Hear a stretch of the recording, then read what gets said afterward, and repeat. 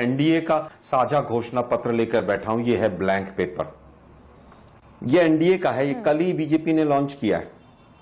देश इसको पढ़े।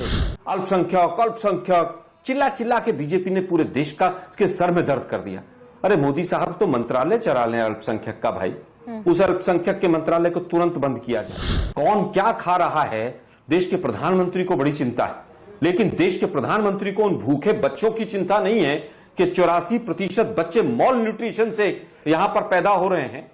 प्रधानमंत्री को यह चिंता नहीं है कि फूड सिक्योरिटी बिल को कैसे लागू करना है।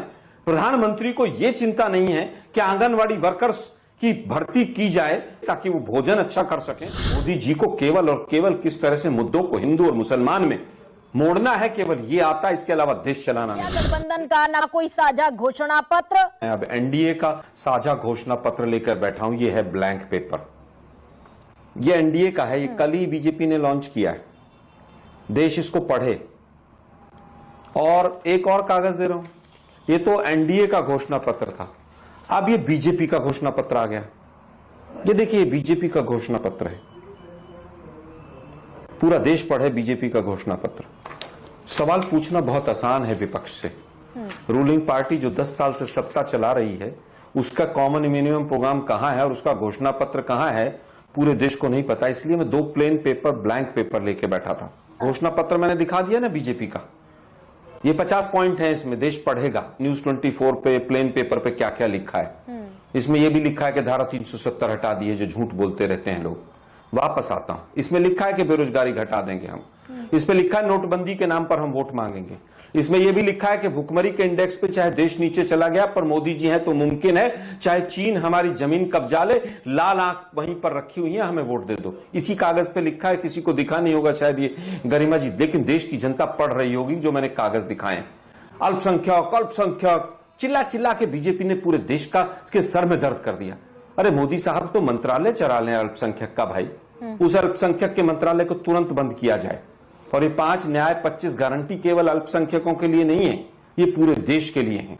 मैं तो कह रहा हूं ओपीएस के ऊपर चिदंबरम जी की स्टेटमेंट बीजेपी ध्यान से सुने, लेकिन वो अंग्रेजी में बोली थी, शायद एंटायर पॉलिटिकल साइंस के स्टूडेंट्स को समझ नहीं आई होगी। चुनाव लड़ा गया, जनता पार्टी के सिंबल पर सबने अपने झंडे छोड़ दिए, अपनी बैनर छोड़ दिए, अपने सिंबल छोड़ दिए, यहाँ तक कि अपनी पार्टी का लोगो छोड़ दिया। गरिमा जी, आपने एक चीज और छोड़ दी, उन्होंने वो नहीं बताया। इन्होंने तो 2.5 साल में सरकार भी छोड़ दी।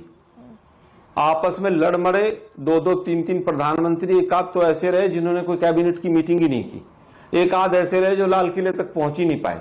इन्होंने तो सरकार भी छोड़ दी। इंडिया पर आई, जनता ने फिर इनको छोड़ दिया। 1980 में वापस फिर कांग्रेस आई, लेकिन बीजेपी ने तो जनसंघ ही छोड़ दिया। उसके बाद बीजेपी ने तो वो इनका दीपक निशान होता था, दिया जनसंघ का। ये बड़े हिंदूवादी बनते, वो दिया निशान होता था, वो भी छोड़ दिया इन्होंने। और ये कमल का फूल ले आए।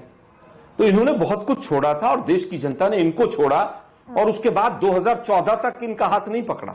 लड़ रहे हैं आप किसके खिलाफ? हम लड़ रहे हैं एनडीए के खिलाफ, एनडीए की झूठ के खिलाफ। और हम नहीं लड़ रहे हैं, पूरा देश की जनता लड़ रही है।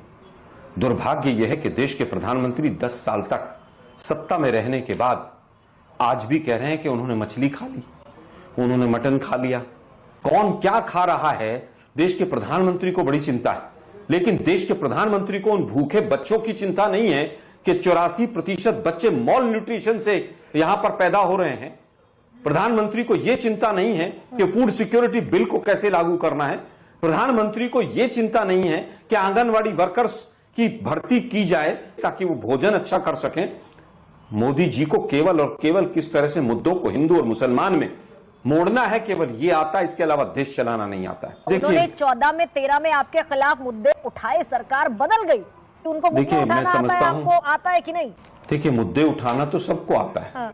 भारत जोड़ो न्याय यात्रा में जितना मुद्दा उठा है, लेकिन दुर्भाग्य ये है कि आज जो तमाम मीडिया चैनल्स हैं कि जनता तक उन मुद्दों को कैसे पहुंचाया जाए, उस पर सब पर कब्जा कर लिया है बीजेपी ने।